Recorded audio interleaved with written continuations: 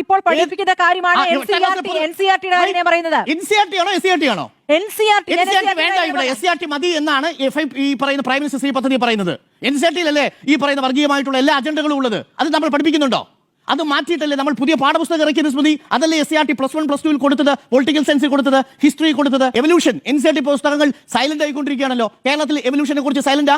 എസ്സിആർടി evolution പഠിപ്പിക്കുന്നില്ലേ? എസ്സിആർടി മഹാത്മാഗാന്ധിയുടെ വധം പഠിപ്പിക്കുന്നില്ലേ?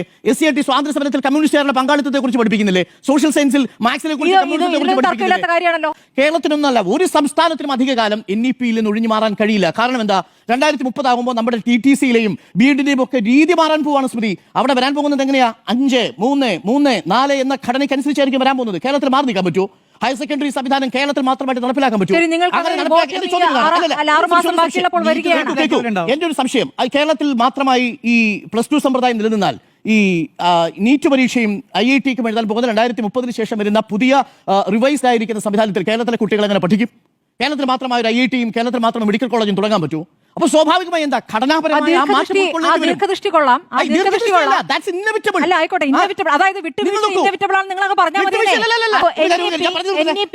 മികവോടെ നടപ്പാക്കുന്നതിന്റെ അടിസ്ഥാനത്തിലാണ് ഓരോ സ്കൂളുകളെ ഗ്രേഡ് ചെയ്യുക. NEP-യിലെ 8 വ്യവസ്ഥകൾ കേരളം ഇതിനകം തന്നെ സാധാരണ സർക്കാർ സംവിധാനങ്ങൾ നടപ്പിലാക്കി.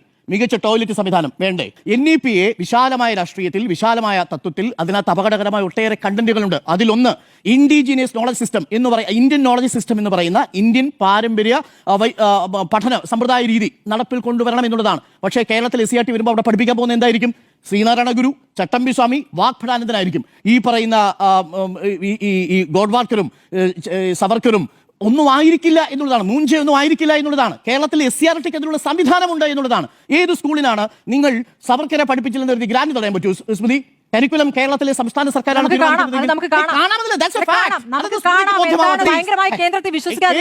ഞാൻ കേന്ദ്രത്തിലല്ല, എനിക്ക് വിശ്വാസം കേരളത്തിലെ ജനതയാണ്, കേരളത്തിലെ അധ്യാപകരെയാണ്, കേരളത്തിലെ എസ്സിആർടി സംവിധാനത്തെയാണ്. ഞാൻ സ്മൃതിയെടുത്ത് ഡയറക്റ്റായിട്ട് ചോദിക്കാം, കേരളത്തിലെ എസ്സിആർടിക്ക് ഈ പറയുന്ന PMC സ്കൂളിൽ അടക്കമുള്ള പാഠപുസ്തകങ്ങൾ സൃഷ്ടിക്കാനുള്ള, ഗവേഷണം ചെയ്തുണ്ടാക്കാനുള്ള അധികാരമില്ലേ?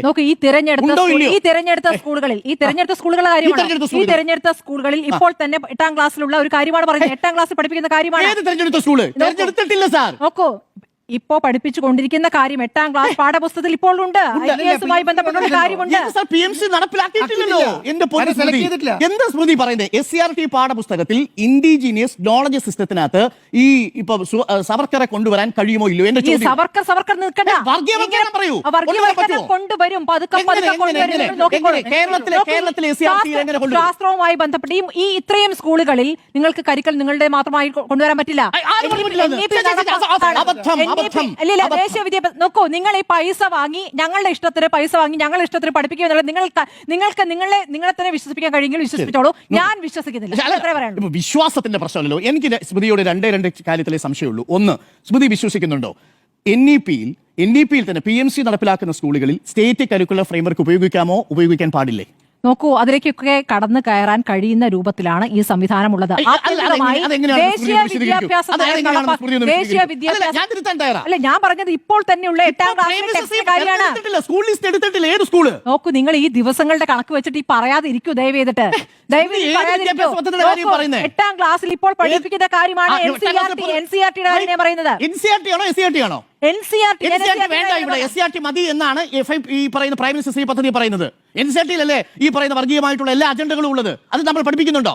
അത് മാറ്റിയിട്ടല്ലേ നമ്മൾ പുതിയ പാഠപുസ്തകം ഇറക്കിയത് സ്മൃതി? അതല്ലേ എസ്സിആർടി +1 +2 കൊടുത്തത്, പൊളിറ്റിക്കൽ സയൻസിൽ കൊടുത്തത്, ഹിസ്റ്ററി കൊടുത്തത്? ഈ എവല്യൂഷന്റെ ഭാഗം. ഒരു നിമിഷം, അത് മാത്രമല്ല, എവല്യൂഷൻ എൻസിആർടി പുസ്തകങ്ങൾ സൈലന്റ് ആയിക്കൊണ്ടിരിക്കുകയാണല്ലോ. കേരളത്തിൽ എവല്യൂഷനെ കുറിച്ച് സൈലന്റാ? എസ്സിആർടി എവല്യൂഷൻ പഠിപ്പിക്കുന്നില്ലേ? എസ്സിആർടി മഹാത്മാഗാന്ധിയുടെ വധം പഠിപ്പിക്കുന്നില്ലേ? എസ്സിആർടി സ്വാതന്ത്ര്യ സമരത്തിൽ കമ്മ്യൂണിസ്റ്റുകാരുടെ പങ്കാളിത്തത്തെ കുറിച്ച് പഠിപ്പിക്കുന്നില്ലേ? സോഷ്യൽ സയൻസിൽ മാത്സിനെ കുറിച്ച് അതേ എസ്സിആർടി പുസ്തകം തയ്യാറാക്കുക. പിന്നെ എങ്ങനെ മാറാൻ നിർബന്ധിതമാകും? എങ്ങനെ? ഹൗ? അത് കേന്ദ്രം സമ്മർദ്ദം നടപ്പാക്കുക എന്നുള്ളതാണല്ലോ. അപ്പോൾ എന്താണോ RSS ഉദ്ദേശിക്കുന്നത് അതാണ് കൊണ്ടുവരിക എന്നുള്ള കാര്യത്തിൽ സംശയമില്ല. ഒരു തർക്കമില്ല. പക്ഷേ ആ സംസ്ഥാനത്തിന്റെ പേര് ഉത്തർപ്രദേശ് എന്നോ ഗുജറാത്ത് എന്നോ ആവണം, കേരളം എന്നാവില്ല. ശരി, കേരളത്തിൽ പ്രത്യേക സംവിധാനമായി നടപ്പാക്കാൻ. ഒന്നാമത്തെ കാര്യം നിങ്ങൾ മനസ്സിലാക്കേണ്ടത്, പിണറായി വിജയൻ തന്നെ പോയി ബിനോയ് വിശ്വത്തോട് പറയുന്നത് നമുക്ക് വേറെ വഴിയില്ല എന്നാണ്. ആദ്യം മനസ്സിലാക്കുക, വേറെ വഴിയില്ലെന്നേ. ഇത് നോക്കൂ, ഇത് എന്റെയും സ്മൃതിയുടെയും സംസ്ഥാനം കേരളമാണ്. നമ്മുടെ ഈ സംസ്ഥാനത്തിന് തരാനുള്ള 970 271 കോടി രൂപ ഈ വർഷത്തെ മാത്രം മാറ്റിവെച്ചാൽ SSKയുടെ ഭാഗമായി നമുക്ക് കിട്ടാനുണ്ട്. ഇനി സ്മൃതി പറയുന്നത് പോലെ കോടതിയിൽ പോയാൽ എന്താ സംഭവിക്കുക? 2010 Bhim Singh versus union of India എന്നൊരു കേസുണ്ട്. അതിൽ മിസലീനിയസ് ഫിനാൻഷ്യൽ പ്രൊവിഷനിൽ ആകെ കേന്ദ്രം കൊടുക്കുന്ന ഗ്രാന്റുകളിൽ 5-ൽ 4 ഡിസ്ക്രീഷൻ സ്വഭാവത്തിലുള്ളതാണ്. അത് കേന്ദ്ര സർക്കാരിനോട് പോയി വാദിച്ച് വിജയിച്ചെടുക്കുക അസാധ്യമാണ്. ഏറെക്കുറെ എന്തിനേറെ നമുക്ക് തരാനുള്ള ഗ്രാൻസിന്റെ കാര്യത്തിൽ പോലും ഒത്തുതീർപ്പോ സമവായമോ വേണമെന്നുള്ള ഘട്ടമാണ് ഒരു ഘട്ടത്തിൽ സുപ്രീം കോടതി എടുത്തത്. അത് 282 ആർട്ടിക്കിൾ പ്രകാരം കേന്ദ്രത്തിന് അനുകൂലമായി വിധി വരാൻ സാധ്യതയായിരിക്കും. നിയമോപദേശം കിട്ടി കേന്ദ്രത്തിന് വഴങ്ങി കഴിഞ്ഞാൽ കേന്ദ്രത്തിന് അത് നടപ്പാക്കാനും അറിയാം. സ്മൃതിയുടെ സംശയം കേരളത്തിലെ പൊതുജനങ്ങളുടെ സംശയമാണ്. അതുകൊണ്ടാണ് ഞാൻ ചരിത്രത്തിലും ശാസ്ത്രത്തിലും ഇന്ന കാര്യങ്ങൾ കൂട്ടിച്ചേർക്കണം, അത് കൊടുത്തേ തീരൂ എന്ന തീരുമാനത്തിലേക്ക് വരും. അങ്ങനെ വരുന്ന അന്വേഷിച്ചാൽ മതി. അല്ലല്ല, അവിടെ ഞാൻ ചോദിക്കട്ടെ, ഞാൻ പറയട്ടെ. നമ്മുടെ വിദ്യാഭ്യാസം കൺകറന്റ് ലിസ്റ്റ് പെട്ട വിഷയമല്ലേ? വിദ്യാഭ്യാസം കൺകറന്റ് ലിസ്റ്റിലാക്കിയത് പണ്ടത്തെ കേന്ദ്ര സർക്കാരല്ലേ? അന്ന് കോൺഗ്രസ് അല്ലേ അതിൽ ഭേദഗതി വരുത്തി കൺകറന്റ് ലിസ്റ്റിൽ വരുമ്പോൾ സംസ്ഥാനത്തിന്റെ പരിമിതി എന്ന് പറയുന്നത് പൂർണ്ണമായും നമ്മുടെ മാത്രം തീരുമാനമല്ല. ഈ വിഷയത്തിൽ കേന്ദ്രം ഒരു നിയമം ഉണ്ടാക്കുകയും സംസ്ഥാനം ഒരു നിയമം ഉണ്ടാക്കുകയും ചെയ്ത കേന്ദ്രത്തിന്റെ നിയമമേ നിൽക്കൂ. ഭരണഘടനാപരമായ പരിമിതിയാണല്ലോ നമ്പർ 1. നമ്പർ 2, ഇനി പഠന പ്രക്രിയ തീരുമാനിക്കാനും പാഠപുസ്തകങ്ങളുടെ സിലബസ് കണ്ടന്റ് തീരുമാനിക്കാനും കേന്ദ്രത്തിന് ഒരു അധികാരവുമില്ല. നമ്മുടെ സ്റ്റേറ്റിന്റെ SCRTക്ക് സാധിക്കൂ, ശരിയല്ലേ? അതിന്റെ പേരിൽ കേന്ദ്രത്തിന് എന്ത് ചെയ്യാൻ പറ്റും? SCRT പാഠപുസ്തകങ്ങളിൽ കേന്ദ്രത്തിന് ഇടപെടാൻ പറ്റുമോ? ഭരണഘടനാ ലംഘനമില്ലെങ്കിൽ വിനോവിഷത്തിന്റെ പ്രശ്നമല്ല. തത്വത്തിൽ ഈ വിഷയത്തെ എതിർത്തിരിക്കുന്നതിന്റെ കാര്യം അറിയോ? അത് ഇന്നേ വരെ കോൺഗ്രസുകാർക്കും രാജസ്ഥാനിലെ കോൺഗ്രസിന് മനസ്സിലാവാതെ പോയൊരു കാര്യമുണ്ട്. നടപ്പിലാക്കിയ കോൺഗ്രസ് സ്റ്റേറ്റ്. അതുകൊണ്ടാണ് ഞാൻ പറയുന്നത് CPM എന്തുകൊണ്ട് NEP എതിർക്കുന്നു എന്നുള്ളത് ഇനിയും മനസ്സിലാക്കാത്ത ആളുകൾ നമ്മുടെ നാട്ടിലുണ്ട്. അതിന് ഒരു പ്രധാനപ്പെട്ട വിഷയം എന്താണെന്ന് അറിയാമോ സ്മൃതി? എന്തിനു എതിർക്കുന്നു കേരളത്തിൽ ചോദിക്കും. ആകെ പറയുന്ന കാര്യം വർഗീയവൽക്കരണം. സാർ, അതാണ് ഇന്ത്യൻ നോളജ് സിസ്റ്റം നടപ്പിലാക്കുക എന്നുള്ളതാണ് NEPയിലെ ഒരു കമ്പോണന്റ്.